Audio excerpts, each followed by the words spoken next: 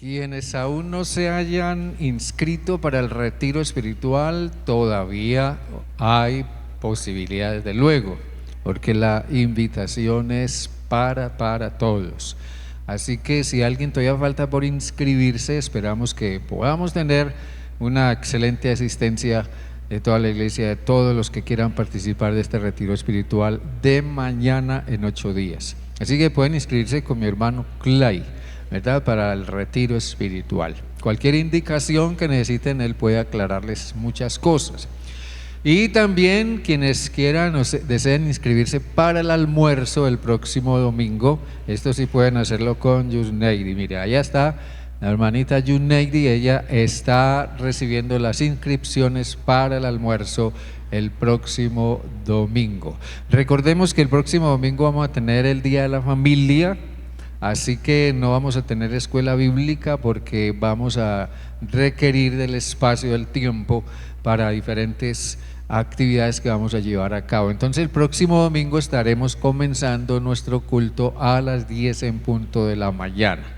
¿Ya? No hay escuela bíblica, pero eso no significa, bueno, voy a llegar tarde, no, vamos a llegar bien temprano para comenzar nuestro culto a tiempo, 10 en punto el próximo domingo.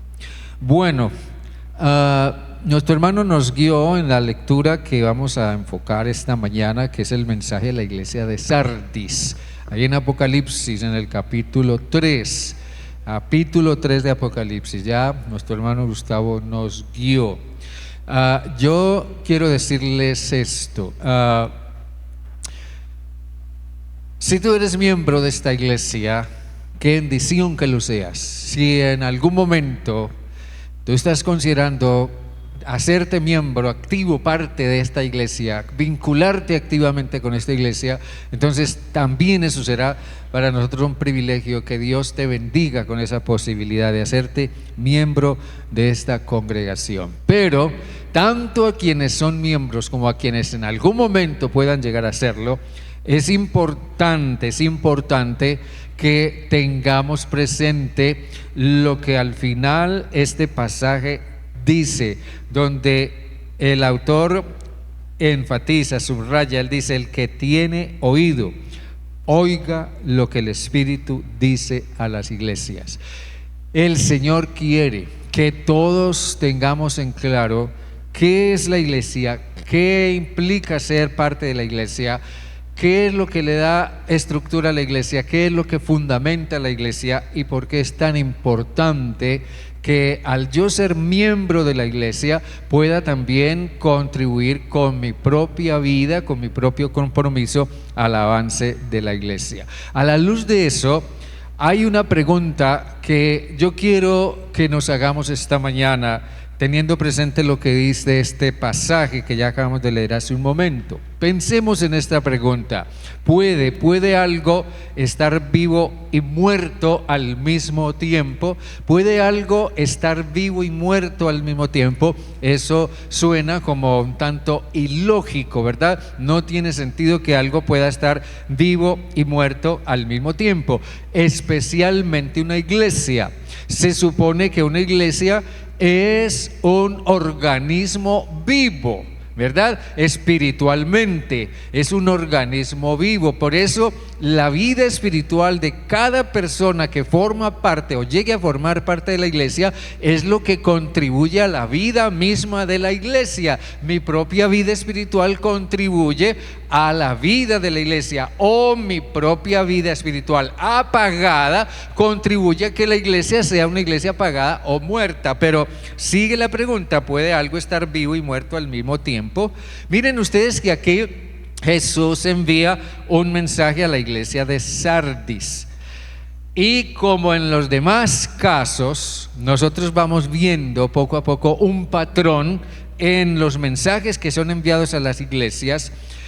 Como en los demás casos, Jesús manifiesta conocerla profundamente. Jesús conoce su iglesia profundamente, y como haría un médico, Él examina profundamente a la iglesia. Él ausculta profundamente los signos vitales de su iglesia, Y al final su diagnóstico no es muy alentador. Su diagnóstico en realidad es, a mi modo de ver, un diagnóstico aterrador el que Jesús da con respecto a la iglesia. Estás muerta. Aunque tengas nombre de que vives, estás muerta. Aunque tengas un gran nombre, aunque tengas mucha actividad, aunque tengas mucha historia, eres una iglesia muerta. Aunque en apariencia pareces estar viva. Hay un mensaje, un fuerte llamado aquí a reaccionar. Luego de ese profundo examen interno del corazón de la iglesia, yo me pregunto, no sé si usted ha pasado por algo así en un momento dado de su vida, ¿qué hace uno? Díganme, ¿qué hace uno con un diagnóstico aterrador? Que el médico le diga: hoy estás bien de salud, perfectamente, estás funcionando bien, eso nos alegra. Pero ¿qué hacemos con un diagnóstico cuando el médico nos dice: estás mal, estás muy grave? ¿Qué hacemos con un diagnóstico aterrador? Te queda poco tiempo de vida. ¿Qué hacemos con un diagnóstico aterrador? Jesús es el médico que examina su iglesia. Es el médico que ve el corazón de su iglesia. Es el médico que ve lo que nosotros no podemos ver o lo que nosotros no queremos ver, y nos da un diagnóstico que nos cuesta mucho trabajo aceptar. Las palabras de Jesús tienen vida. Las palabras de Jesús tienen el propósito de traer vida, no de traer muerte. Nosotros siempre hemos conocido a Jesús porque con su palabra Él puede traer vida nueva, hacer que una persona pueda experimentar vida nueva o un muerto pueda resucitar. La palabra de Jesús es vida. Pero desde esa perspectiva, aquí las palabras de Jesús son como el resucitador que usan los médicos para ayudarle a alguien a recobrarse cuando está sufriendo un paro cardíaco. Observen ustedes que hasta ahora las iglesias que se han descrito, acerca de las que hemos hablado, reflejan en su condición algún aspecto influyente ya de la ciudad o de la cultura o de la sociedad o de las costumbres de su entorno en el que están ubicadas. En alguna manera, según esté la sociedad, según esté la cultura, según sean las costumbres, asimismo se encuentra la iglesia. Asimismo es la condición de la iglesia, reflejando el deterioro moral y reflejando el colapso social de la ciudad. ¿Qué significa esto? Esto simplemente muestra cómo la cultura puede no solo influir la iglesia, sino que también puede contaminarla con sus ideologías, y también muestra cómo la iglesia se muestra abierta a la influencia ideológica sin reparar en la diferencia, sin hacer diferencia entre una cosa y otra. Y eso estaba pasando con la iglesia de Sardis. Y Jesús le hace ver que todo eso ha venido matando, ha venido trayendo muerte progresivamente a la iglesia. Hoy en día están muy de moda en el cine. Seguramente usted, si le gusta ver películas a veces, seguramente ha visto cuán de moda están hoy las películas sobre zombies, ¿verdad? ¿Han visto los zombies? Esos que caminan así, que tienen la cara torcida y hacen una cantidad de muecas y les gusta comerse a los demás. Pero generalmente en ese tipo de historias que son ficticias, son parte de la ficción, esos zombies han venido a ser muertos vivientes que llegaron a estar así porque algún virus los contaminó, los afectó. Entonces terminaron en esa condición, terminaron en ese estado. Pero generalmente en toda historia como esas hay un héroe.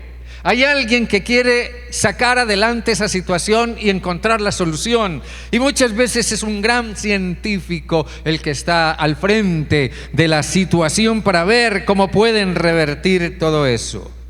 Y el científico trabaja con sus conocimientos, con sus habilidades. Generalmente el científico es una persona que tiene mucho conocimiento, tiene sus títulos, tiene su formación académica, tiene sus estudios, tiene una cantidad de cosas, pero al final de pronto resulta que también el científico, el héroe, resulta contaminado y se convierte en zombi. ¿Ha visto usted historias así?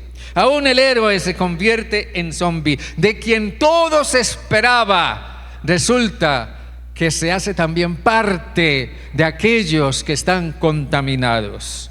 ¿Y saben por qué? Todo porque en algún momento se descuidó, en algún momento se expuso, en algún momento no se protegió y terminó contaminado. Bueno, Jesús, el que tiene la plenitud del Espíritu de Dios, el que tiene toda la autoridad, la absoluta autoridad pastoral, habla. Y lo que Jesús dice no es ficción. Lo que vemos en las películas sobre zombies es ficción, pero lo que Jesús dice no es ficción, es la verdad. Él dice: yo conozco tus obras y yo sé que tienes nombre, que vives, pareces estar vivo, pero en realidad estás muerto. Eso no es ficción, es la verdad. Pero también Jesús indica, en medio de todo eso, cuál es el antídoto a esa condición. Y una primera cosa que Jesús señala es que el antídoto es reconocer que no se puede vivir del pasado. Reconocer que no se puede vivir del pasado. Hay que hacer historia. El versículo 1 dice: escribe al ángel de la iglesia en Sardis, el que tiene los 7 espíritus de Dios y las 7 estrellas, dice esto: yo conozco tus obras, que tienes nombre de que vives y estás muerto.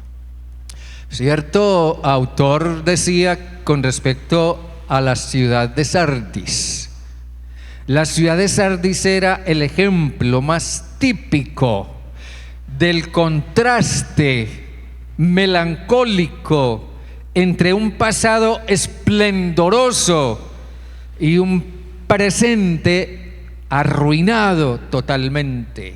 Sardis era la ciudad que un día brilló y resplandeció, pero ahora es una ciudad degradada.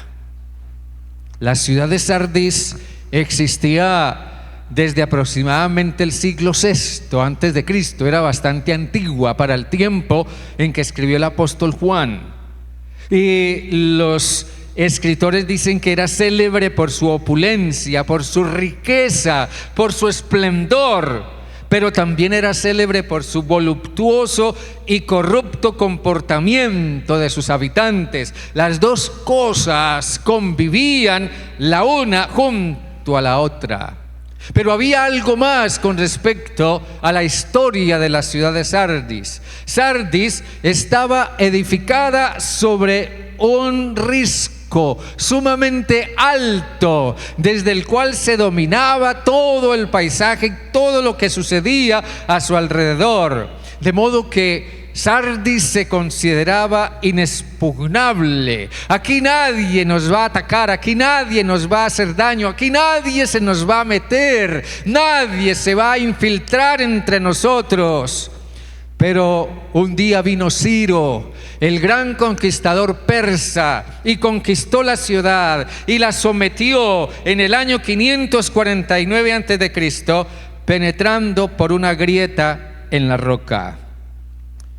Sardis se había acostumbrado a vivir de sus riquezas, a sentirse seguro en sus riquezas. Se había acostumbrado a vivir placenteramente y se había acostumbrado a su historia, a su histórica resistencia al saqueo. Nunca vamos a caer, nunca nos va a pasar nada, nunca nadie podrá vencernos. Pero un día cayó, y muy tarde en la historia se dieron cuenta que no se puede vivir del pasado, no se puede depender del pasado. Hay que estar haciendo historia continuamente, hay que estar actualizándose constantemente, cualquiera que haya sido nuestra historia pasada.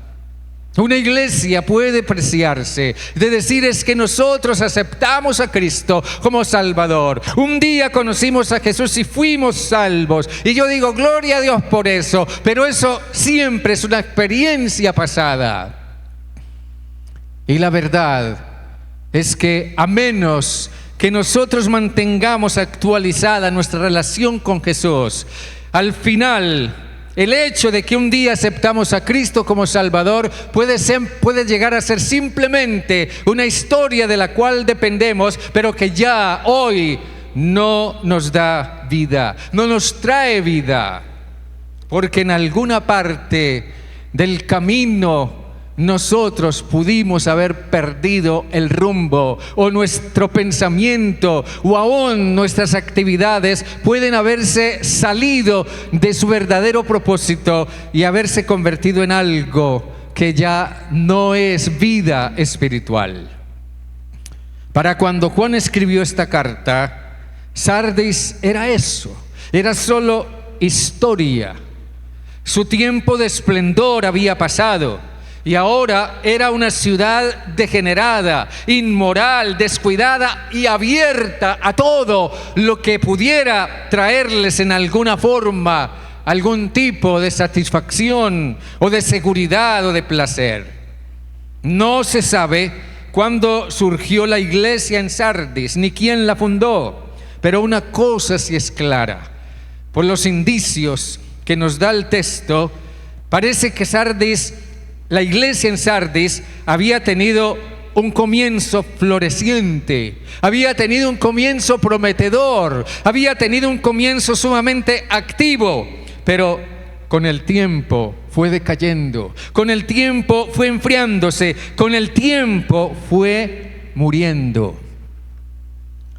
En esa atmósfera deprimente de Sardis, también la iglesia cristiana había perdido su vitalidad y era un cuerpo muerto más que una iglesia viva, hasta el punto de que llegó el momento en que ya no se diferenciaba, ya no se distinguía qué era la iglesia o qué era la sociedad secular. Seguramente la iglesia de Sardis comenzó como una iglesia pujante, como una iglesia dinámica, tal vez a finales del siglo I después de Cristo, pero la iglesia terminó reflejando la misma condición de la ciudad, la misma condición de su entorno, terminó reflejando la misma forma de pensar de su entorno y de su cultura. De allí el duro diagnóstico de Jesús: pareces estar viva, pero en realidad estás muerta. Sigues ocupada en tus quehaceres, sigues ocupada en tus actividades, sigues ocupada en tus cultos, aún sigues ofrendando y aún sigues desarrollando ministerio, y eso da la impresión de vitalidad, eso da la impresión de vida, pero en el fondo estás muerta. Esta iglesia seguía activa porque había un pasado que la impulsaba, pero espiritualmente estaba muerta. Se mantenía el nombre, se mantenía la historia, pero había cosas que inadvertidamente habían muerto. ¿Y saben dónde estaba el origen de todo eso? El origen estaba en que la iglesia de Sardis había dejado de oír la voz del Espíritu.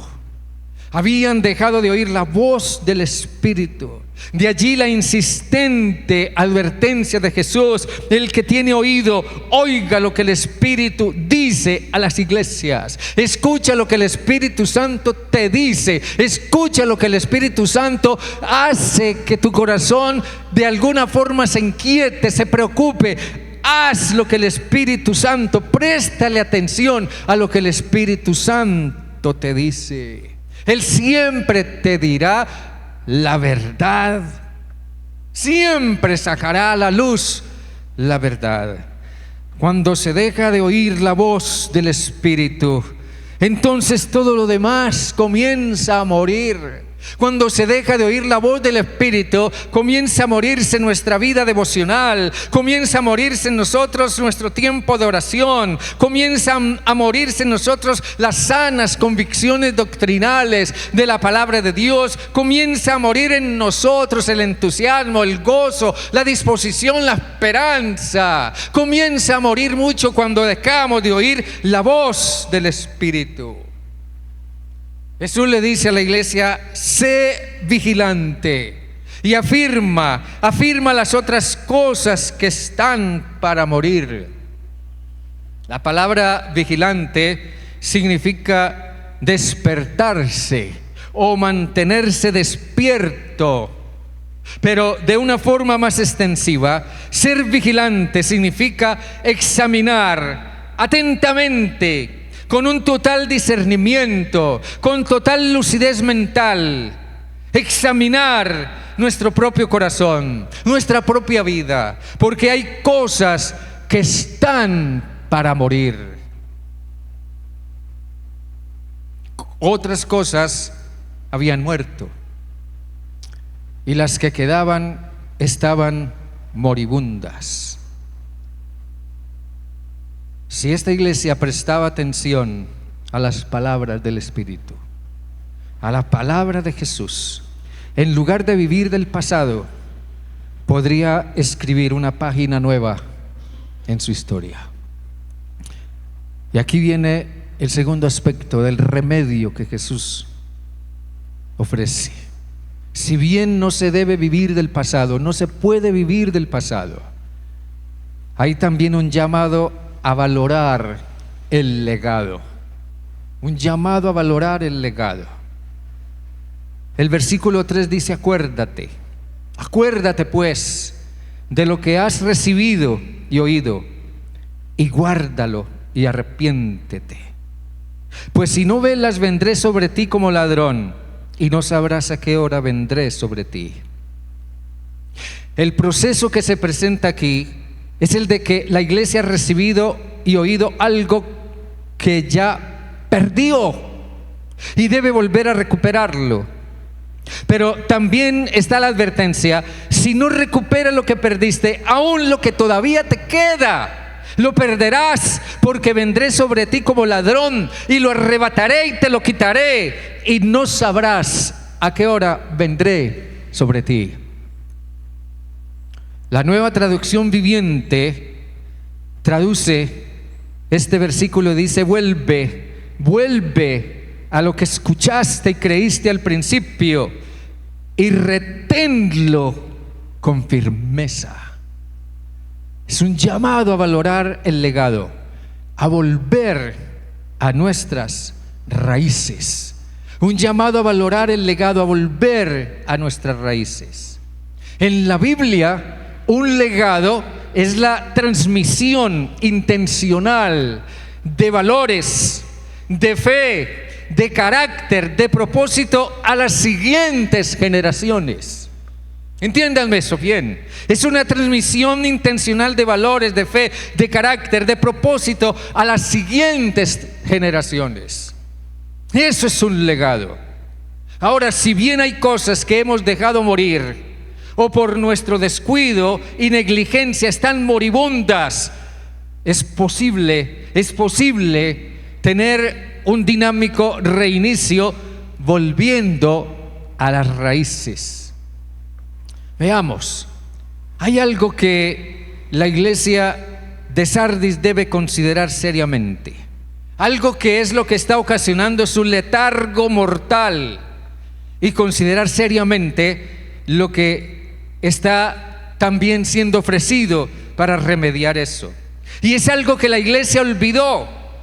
Lo que está causando su letargo mortal, lo que está causando su estado muerto, es algo que la iglesia olvidó y que ya no le ocasiona ninguna emoción, ya no le ocasiona ninguna pasión, ya no le ocasiona ningún entusiasmo. Por tanto, tiene que recordar, tiene que revivir lo que ha recibido y oído. Por ejemplo, Pablo resentía de los Gálatas el que ellos, habiendo escuchado un día el evangelio de la salvación por medio de Cristo, con el paso del tiempo se dejaron engatusar por otras ideas, por otros maestros, y se alejaron del evangelio de la gracia. Ellos escucharon del evangelio y creyeron, y realmente fueron salvos y fueron perdonados, pero con el tiempo dejaron que otras ideas se les metieran en la cabeza, que otros maestros los influyeran, y se alejaron del evangelio de la gracia.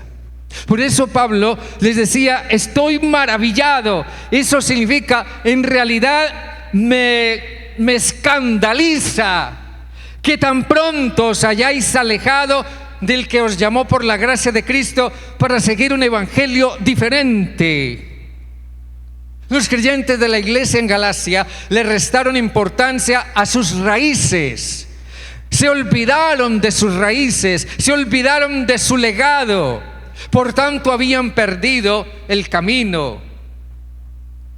El llamado que Jesús hace al arrepentimiento es una exhortación a volver al camino. Es el Cristo resucitado quien les está diciendo a los creyentes aletargados de Sardis que tengan presente siempre la emoción, la pasión, el entusiasmo, el gozo con el que oyeron por primera vez el evangelio. Una y otra vez, el creyente cristiano debe encontrarse ante la cruz y recordar lo que Dios ha hecho por él en Jesucristo. Una y otra vez debiéramos volver nuestros ojos al Calvario y volver a admirarnos, volver a sorprendernos, volver a llenarnos de gozo y de pasión por el hecho de que cómo ha sido posible que alguien hubiera ido a la cruz por alguien como yo. ¿Cómo es posible que alguien hubiera derramado toda su sangre, siendo bueno y puro e inocente, por alguien tan pecador como yo?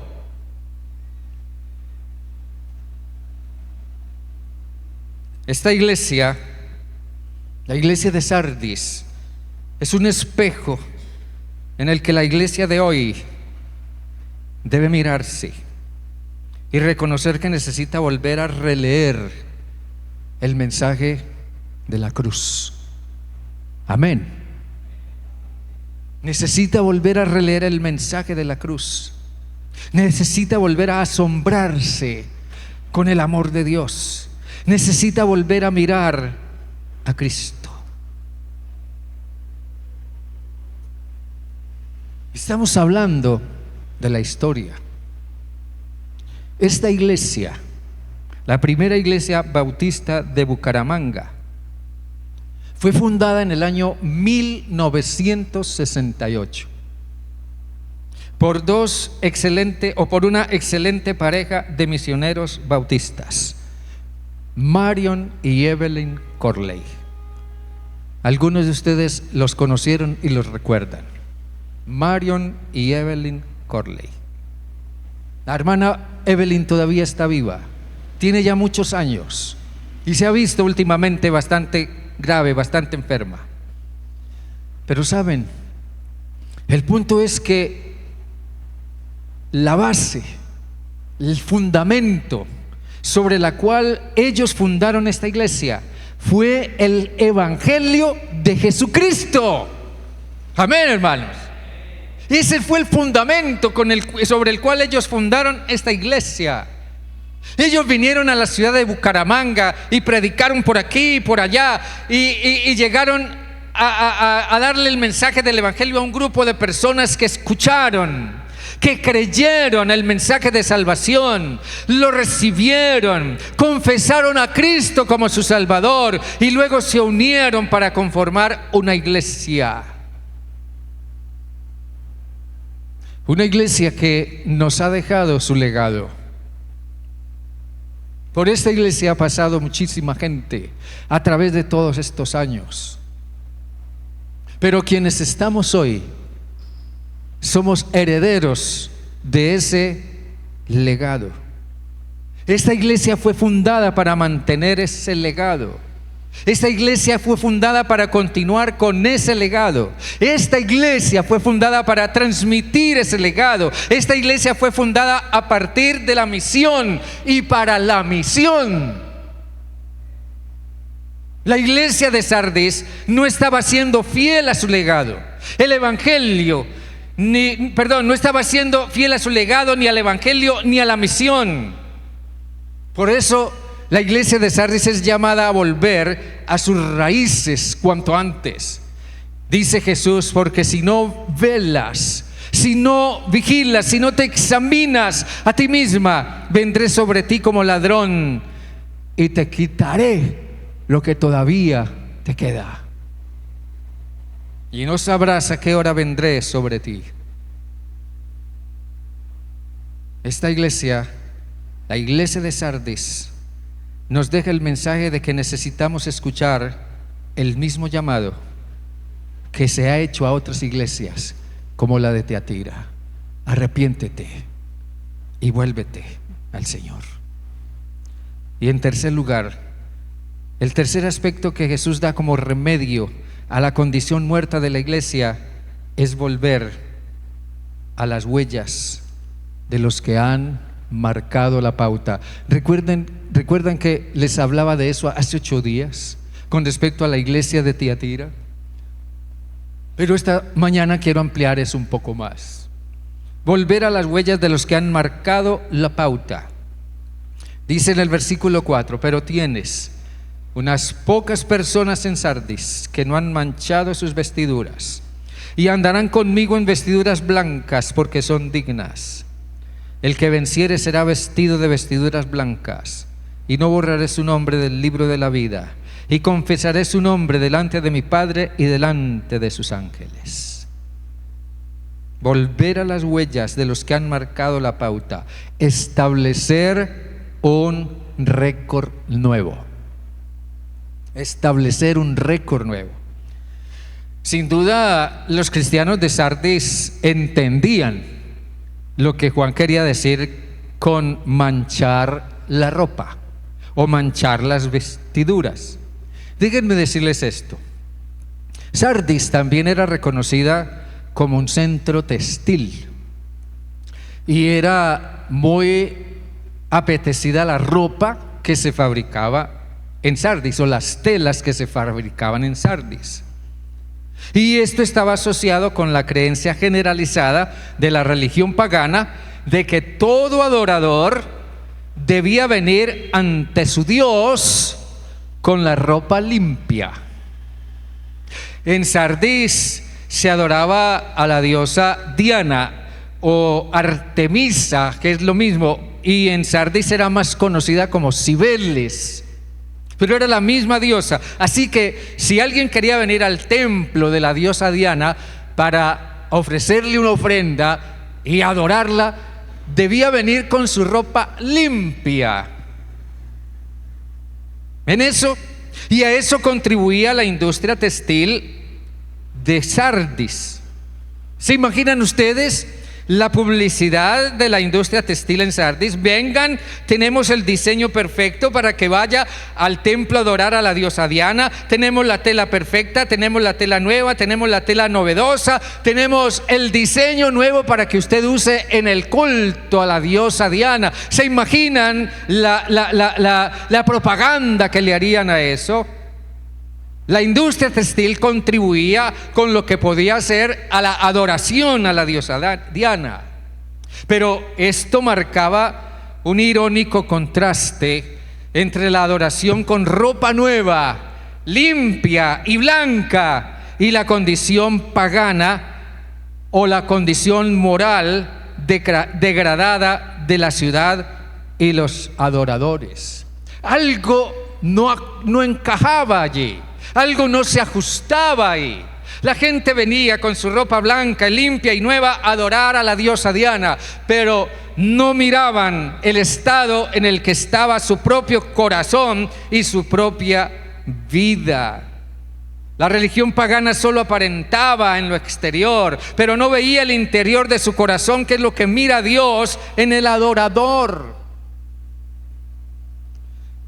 Es evidente que otra de las cosas que estaban para morir era la pureza y la santidad del corazón y la reverencia para acercarse a Dios y adorarlo con un corazón limpio. Si los adoradores paganos se ponían ropa blanca, limpia y nueva para adorar a sus dioses, ¿cuánto más no ha de venir un hijo, una hija de Dios, un creyente cristiano con un corazón limpio para adorar a su Dios, que es santo y puro y perfecto? Piensen lo que es la santidad. Básicamente la santidad en el Nuevo Testamento es un compromiso moral. La santidad es no necesariamente una condición inherente o propia del ser humano o con la que se nace. No, la santidad es un compromiso que se asume.